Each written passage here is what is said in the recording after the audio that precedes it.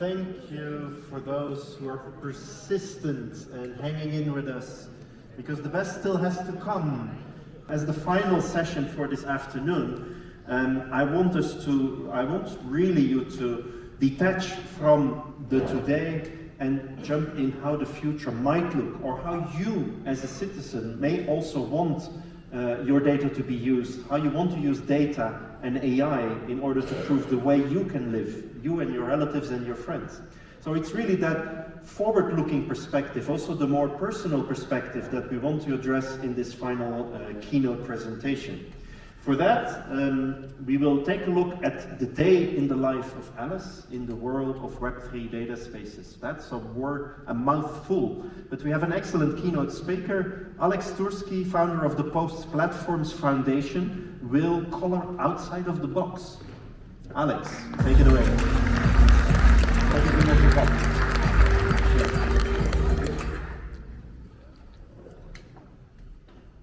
Good day. Yes, first of all, Bert asked me to wake you up, so I will try to do my best.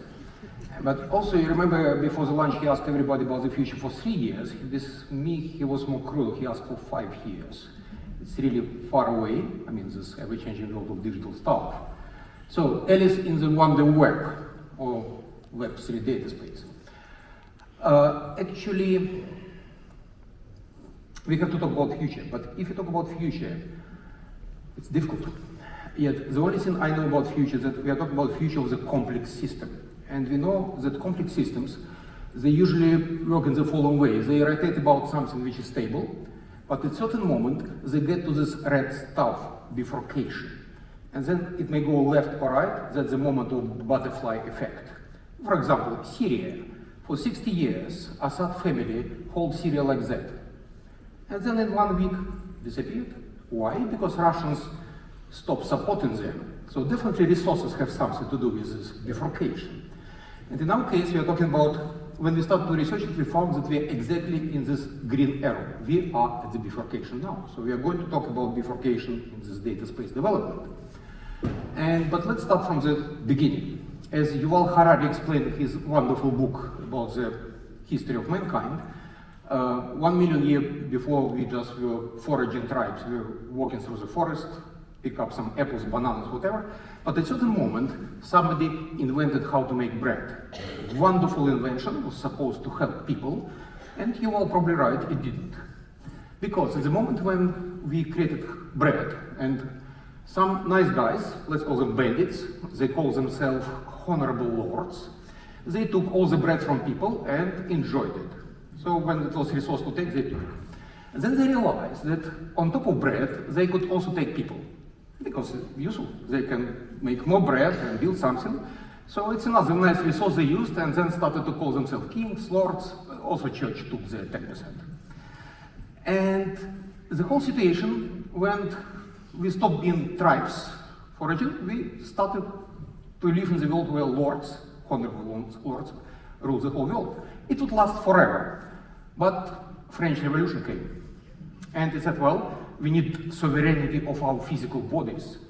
So sovereignty of physical body was the subject of this revolution. We got it, and surprise, we got democracy.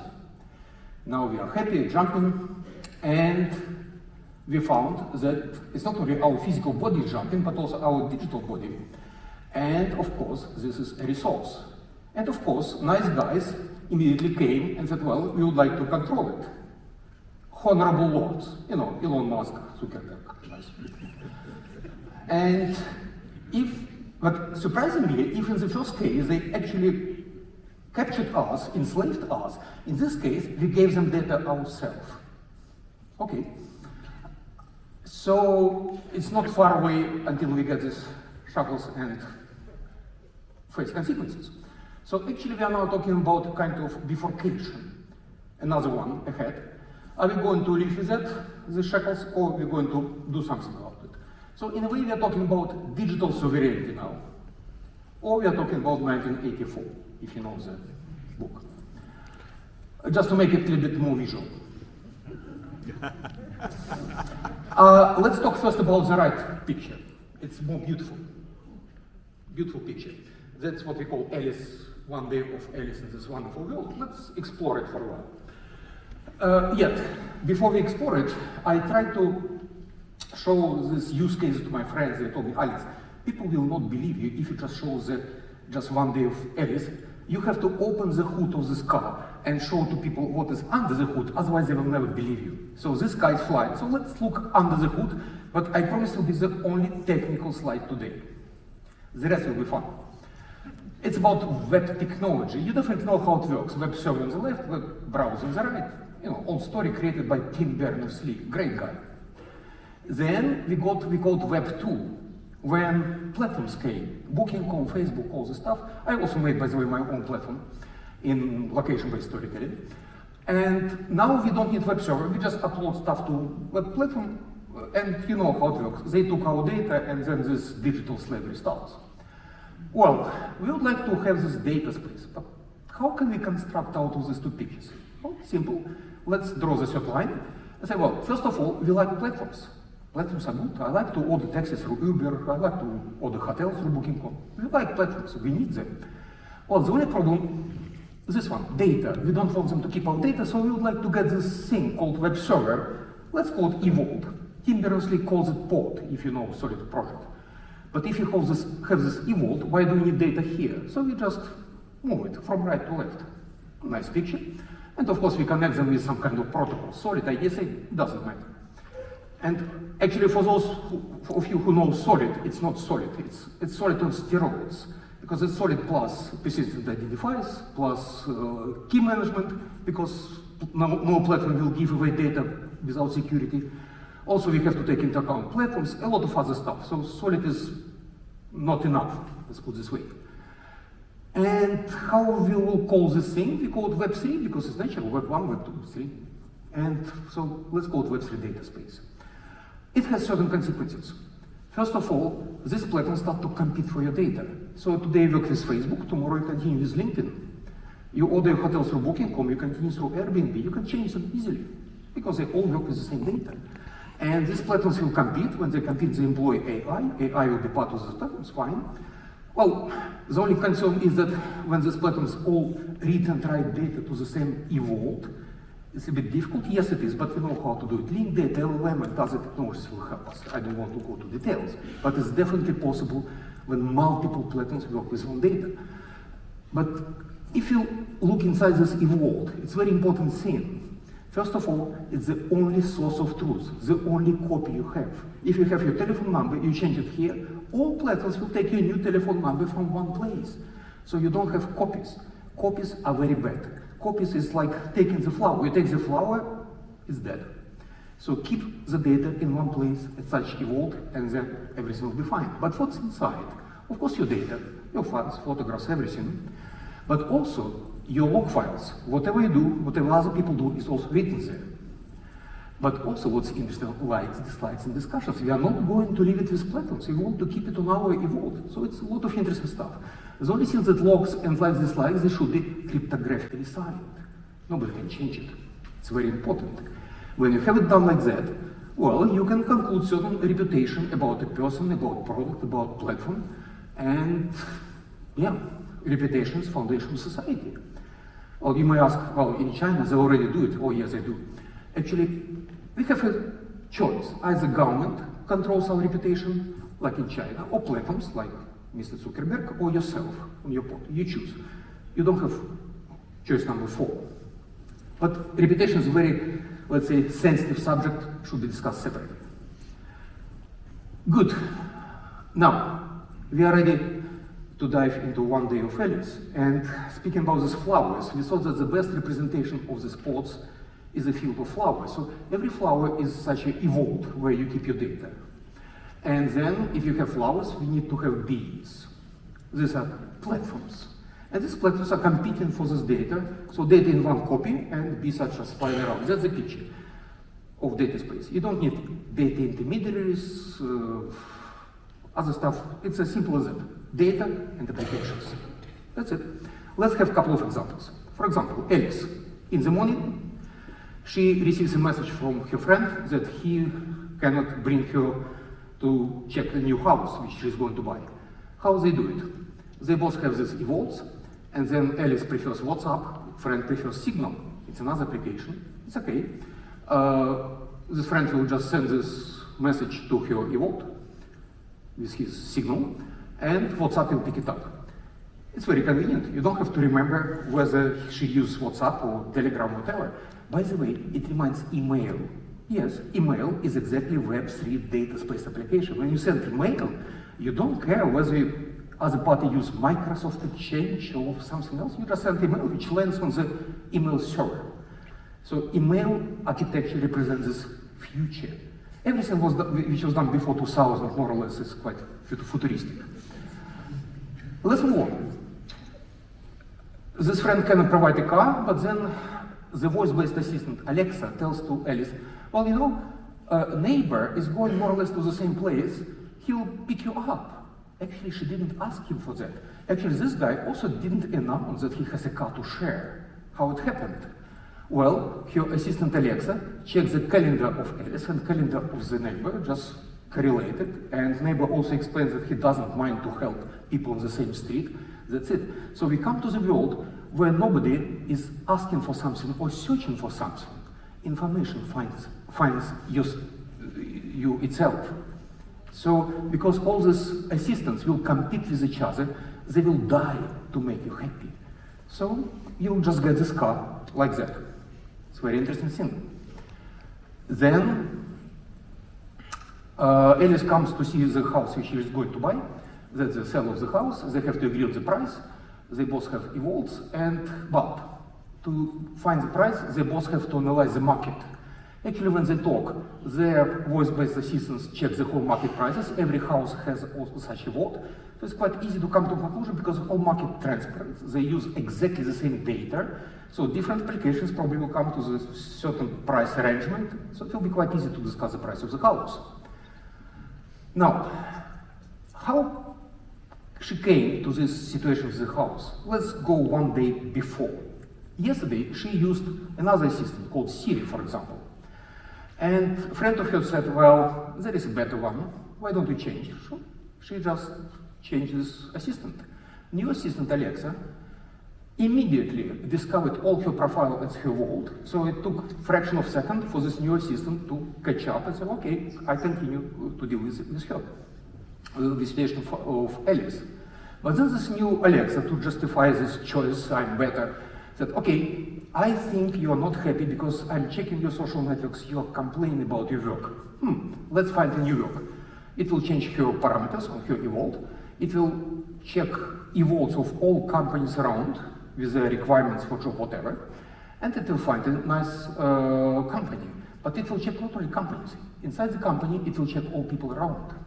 All the psychological profile to make sure that Alice will perfectly match psychological profile of people she is going to work with.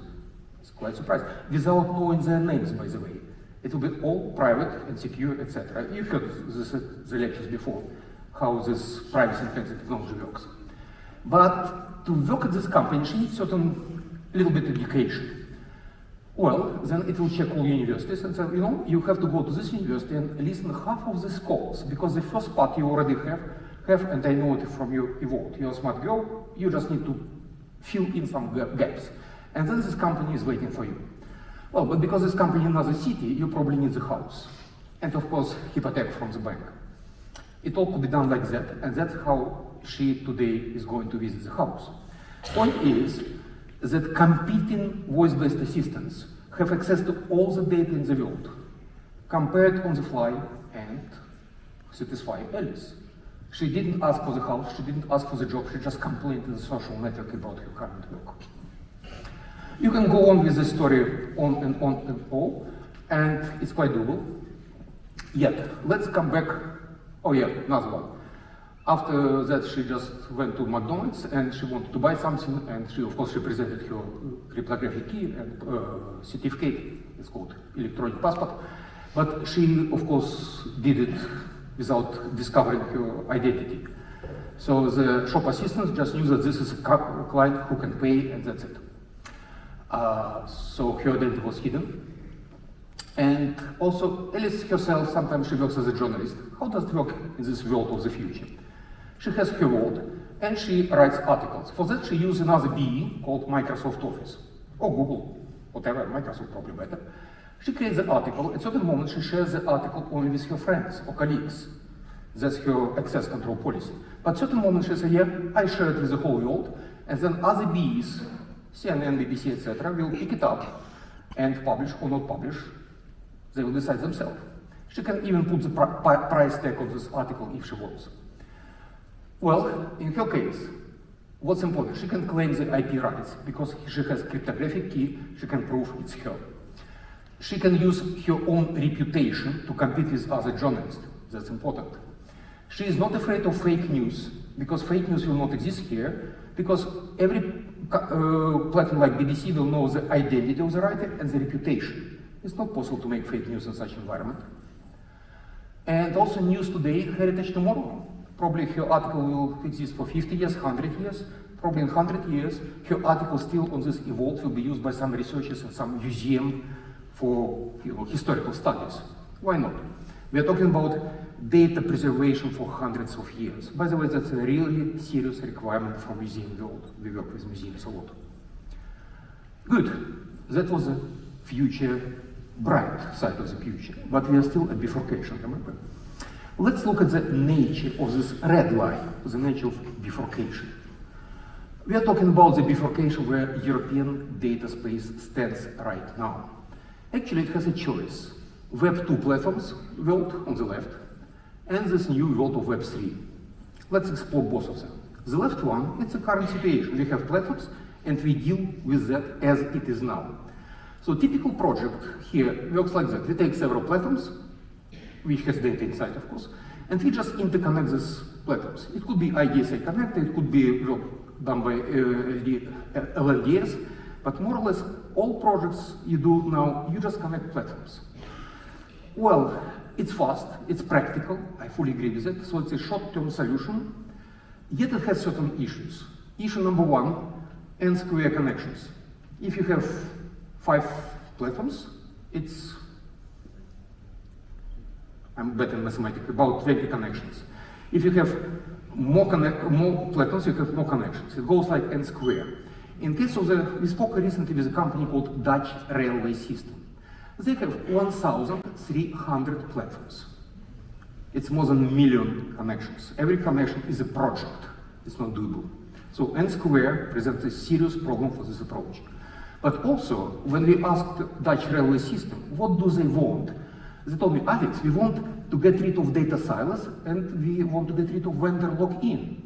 This approach doesn't get rid of data silos because data silos stay, they just connect. But still, you don't know whether the telephone number here is the same telephone number which is here. No idea. It's interconnected data silos, they don't need it. So businesses, they don't understand the European data space so far. We work a lot with businesses. They say, yeah, we don't need it. So I asked them, dear Dutch Railway System, what do you need? They said, well, we need to separate data from platforms. Yeah, that's Web 3. And because businesses do not support European data space, yeah, they do it alone with their 1 billion euro, whatever, or 2 billion euros, actually. Now, let's explore the right side, data sovereignty thing. First of all, we move the slide. Now, so data sovereignty will work in the following way. First of all, it will be no connections between platforms. We don't need to connect them. They should not be connected to each other. And secondly, we remove data from them. They don't need data. Instead of data, they will use our flowers. Data which belongs to people, companies, organizations, machines, etc. And of course, these companies will become bees, so will be competing platforms. And they all will have access to all the data. If you do it like that, of course, all these requirements are fulfilled almost automatically. And businesses love it. Problem is, it's more than 1 billion. It's probably 10 billion, 100 billion, it's a lot. Yet let's recall how the original web was created. It was not created by European Commission. It was created by .com boom in 2000.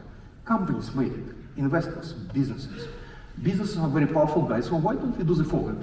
What if you leave 10 billions to businesses and ask European Commission only about 10 million investments? It will be easier. So businesses is a driving force which could be used to go to the right instead of going to the left.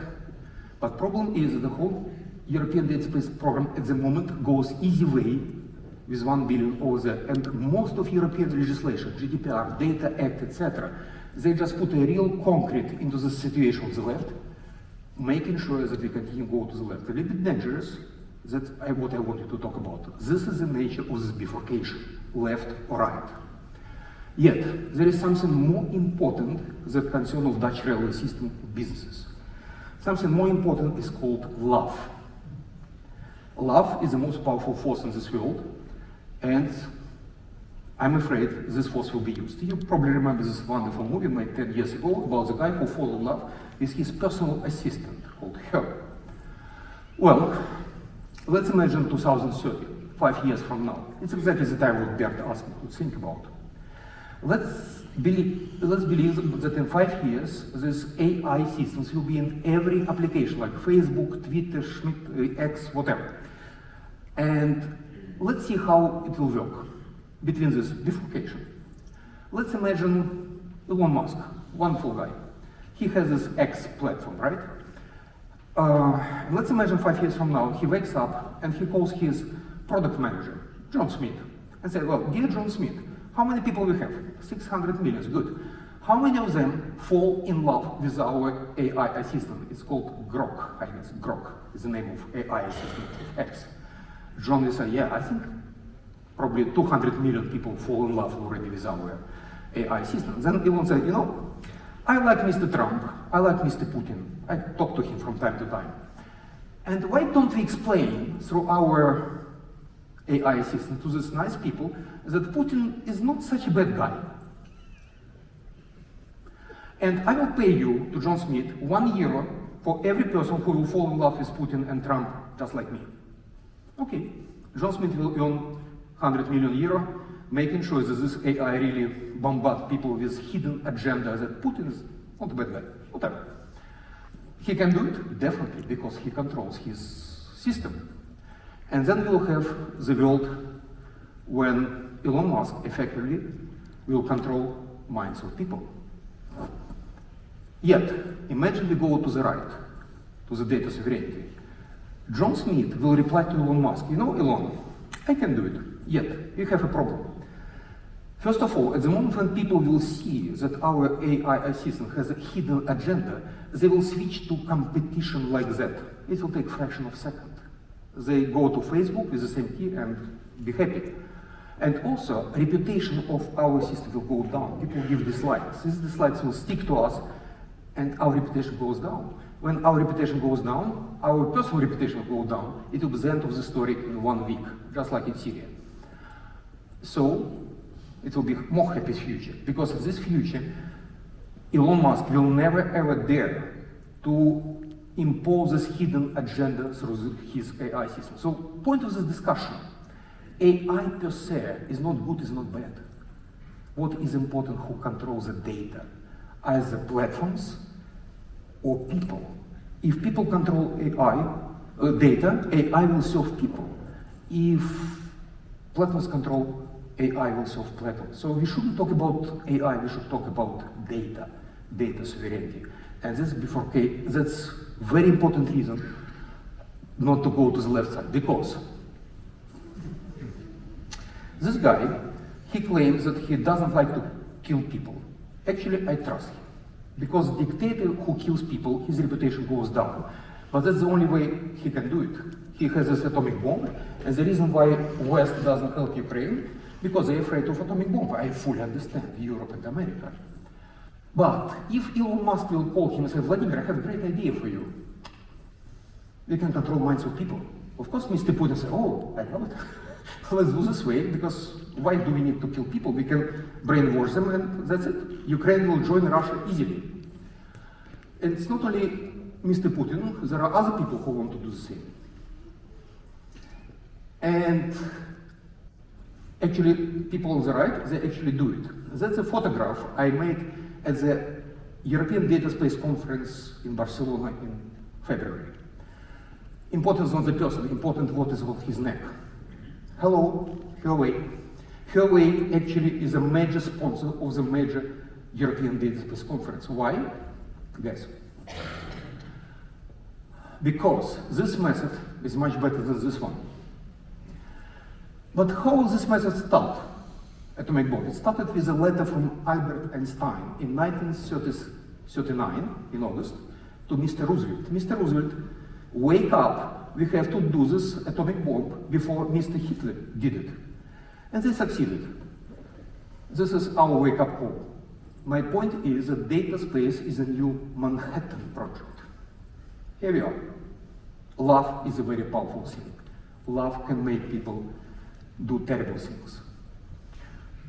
Well, so now we understand the nature of the bifurcation, either monopoly of platforms or data sovereignty. And this is serious. Let me give you an example. This is the name of the city where I was born, Severodonetsk. It's East Ukraine. It's a wonderful place, no conflicts. I saw this place as absolutely beautiful. I like this tower. When I was 15, I climbed to the top of the tower. Amazing view from there. Now it looks like that. Why? Because Mr. Putin changed the brain of Russian people, and they can do this. Well, in our case, we're not talking about changing Europe or nice Luxembourg to something like that, but this I can promise you. It's in North Korea. It's a country where electricity is just enough to highlight the portrait of whoever is there, or Elon Musk. Well, so coming back to my picture, it's all about controlling the resources, either bread, or people's bodies, or our digital us. But controlling this resource, which is called digital us, is extremely important. Well, Bert asked me how many years we have till this bifurcation. 5 years, more or less. That's the moment until when AI systems will be implemented in every platform which already has your data. So all the control Facebook has now is nothing compared to the Facebook in which you fall in love. And I think, yeah, we have more or less 5 years ahead before bifurcation. So question is not how the day of Alice will look like. Question is, will we go left or right? It's a more interesting question. Good news. We are very concerned. I mean, my team. And we said, okay, we want to implement it. And we started to do it. We already done the system requirement documents, our engineers done it. In February, we start development of the prototype of this Web3 data space, which will do whatever I described before. And it's financed by businesses, because businesses like it. And of course, we are watched by IMEC, Solid Community, TNO, Dutch Research Institute, and IDSA, in the form of Dutch Center of Excellence. And the question is, would you like to join and watch it, control, discuss, etc.? This is an attempt to implement this Web3 data space, which is going on as we speak. Probably we'll do it in half a year. That's it.